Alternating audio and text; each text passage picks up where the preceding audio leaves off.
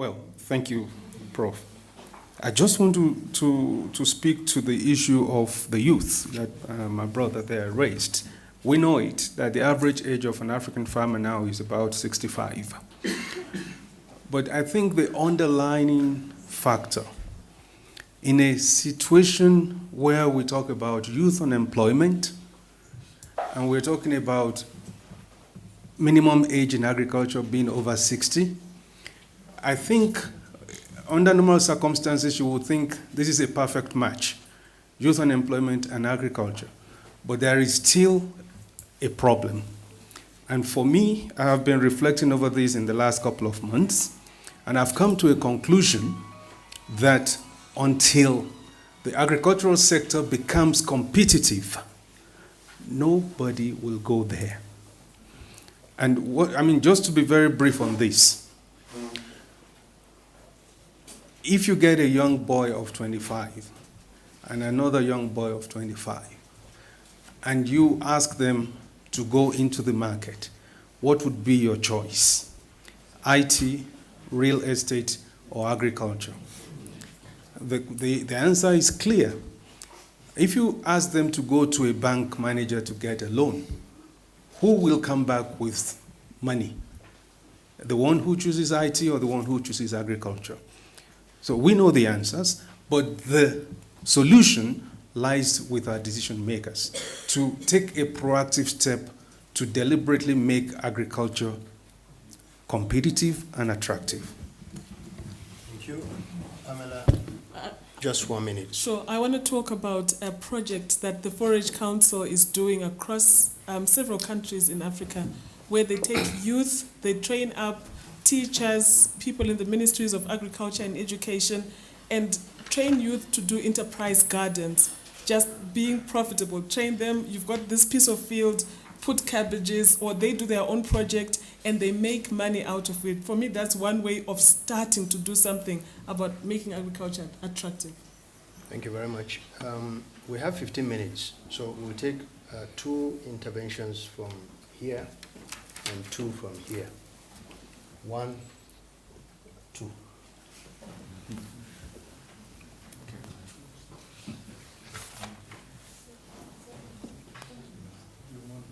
I'm one.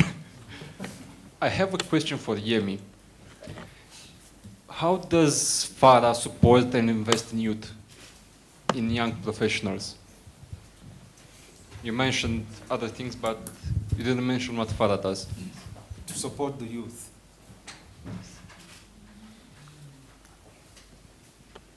Number 2. Okay, so Daniel Morchain from Oxfam. I would like to go back to the question from gentleman number 1 in the previous round, which Mark mentioned. It's about the farm structures and how does it look like in 30 years.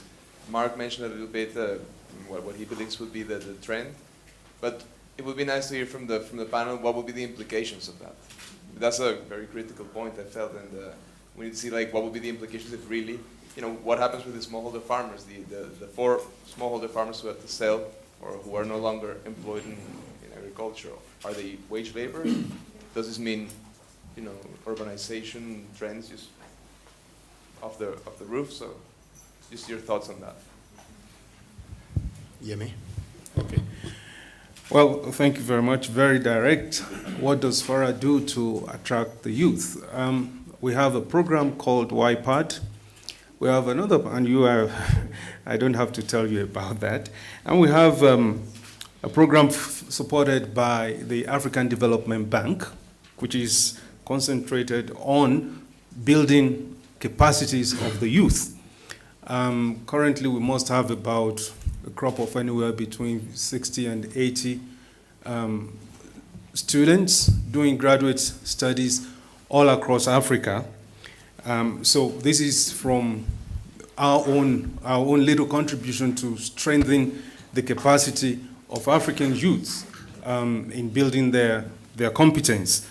And the last thing that FARA will be doing, we will be commencing rolling that out in the second half of the year, is a new program called the REMOCAST. That's the acronym. It's Regional Mobility for Capacity Strengthening. It's just for us to identify promising young agricultural professionals and to move them around the continent to sharpen their skills one notch higher. And this is something that IFPRI is well positioned to do in collaboration with a few recognized centers of excellence on the continent. So this is the kind of thing that we'll be doing to help the youth. Mark? Yes, I mean, yeah, you're right. There's lots of implications of that. I mean, what happens is that economic growth continues is partly as the linkages from as agriculture itself grows, the rural non-farm economy grows very rapidly. So even now, at least in Asia, even a lot of the farmers get more than a majority of their income from actual non-farm rural occupations. So that's part of it. I think that transition has started to happen in parts of Africa, not everywhere. And others is the process of urbanization that you mentioned. You know, it's the people, as Yemi said, who move to the IT sector and move out of agriculture altogether. They go, and it has implications in the future also of what kinds of technologies and farming systems are appropriate. That you would so you should be thinking not only of what's right for the current structure of very small farms, but that in the future other opportunities may open up as the operational size gets larger and you can employ other types of farming techniques as well. Can I just add just throw a few points on this? I think the first thing is the level of non-agricultural sector growth, like Mark said. That's definitely could be an absorbing factor. But it's also a generational issue. You are not expecting this generation to just leave the land and go. So how many years that will take? So you need a steady growth of non-agricultural sector, continuous absorption, and a multiple cycles. Thank you. 1 and 2. Yeah. At last, it's the I think you decide between the two of you. You can negotiate. Yeah? Well, random. Because I'm a statistician. So go ahead. Okay, thank you. Thank you. My name is Teshome. I'm coming from Busa Group of Microfinance. Initially, I wanted to express my anger, but eventually, I already vent it out. Initially, I wanted to vent my anger, but it went out already. But I think this is, let me first put in the context the issue I'm trying to bring. I've been working with microfinance for the last 15 years. I have a customer base of some 80 oh, yeah, okay. So I've worked with farmers for the last 15 years, and I've been lending really with just traditional, pure microcredit type of operations that I have. 85%, no, 70% of my customer base is smallholder farmer, or what some of you call subsistence. Working with that, giving 1,000 birr loans, then increasing to 2,000, 3,000, 5,000, whatever. One thing I have learned is the farmers, the rural sector in general will stagnate. My customers couldn't go up with the loan after certain. But correspondingly, the urban, there are some small urban or non-farming customers, their move was almost limitless. Partly I will agree with my speaker there, is there a prospect? And because of that frustration, and fortunately with the 2010, following the 2010 drought, we explored into working in seed system and really linking credit with seed. And it was even with some EU food facility program, but now that was really for some 400 farmers. I have been able to expand that to 4,000 farmers. Why? By linking the good quality seed with credit, what I couldn't achieve in 15 years, I was able to achieve in 1 year. The farmers' income increasing almost non-stop every year by 100%. By 100%. Then with that hope, I also tried to explore to some non-drought prone. This is a drought-prone area, which previously I skipped because it was too risky.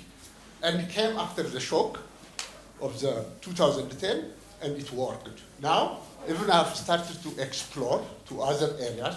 One of the bottlenecks, I want now, my hope, if I could achieve is I would wish I can change my 80,000 clans to be attached with a seed system. But there is nothing. Or I couldn't succeed. Can the panel advise me something? Thank you. Number 2. Yeah, who shall have help? My name is Latte Lawson. I work for CARE, and we work a lot in agriculture system, and we also put special focus on women and gender role in agriculture. So what I haven't heard from the panelists is the gender norms in agriculture. We know in Africa, at least here in Asia, women play a great role in agriculture.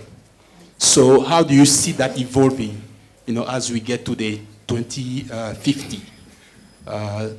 Will we have women playing greater role in agriculture? The norm will be changing? And what do we need to do to really have good balance between men and women, and so that both can really benefit from agriculture and be resilient? Thank you.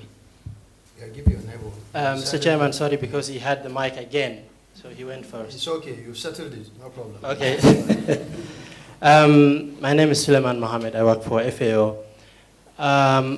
Although I have an ag economics background, I never quite appreciated the importance of extension until recently when I was involved in a small economic growth activity.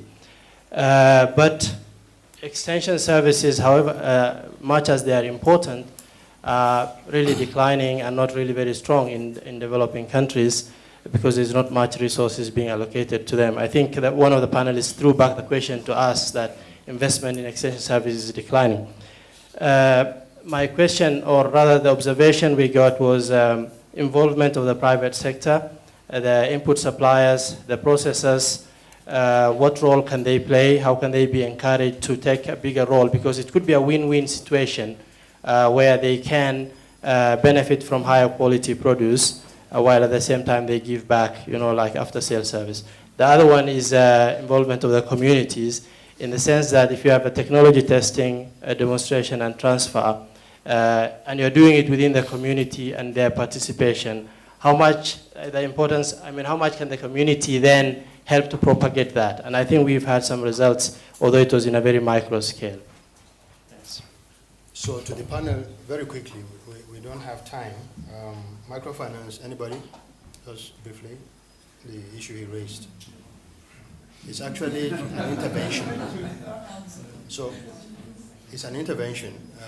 I guess during the lunch time, they're available for you to discuss. Gender. Pamela, you want to take over that? I believe that women today are doing most of the production, and I believe the trend will continue. And so our interventions have got to be focused on understanding the needs of women and meeting them.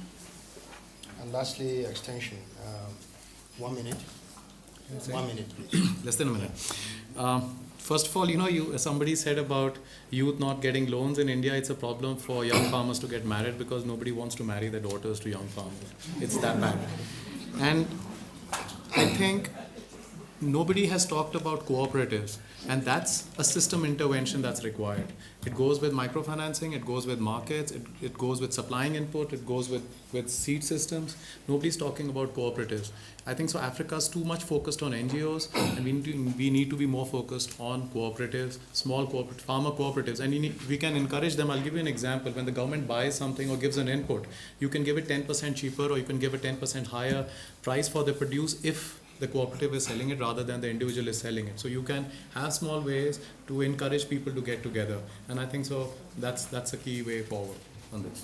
Thank you very much. Our time is up. I want to, first of all, thank the audience. I think we've had very vibrant discussion, and most importantly, to thank our panel.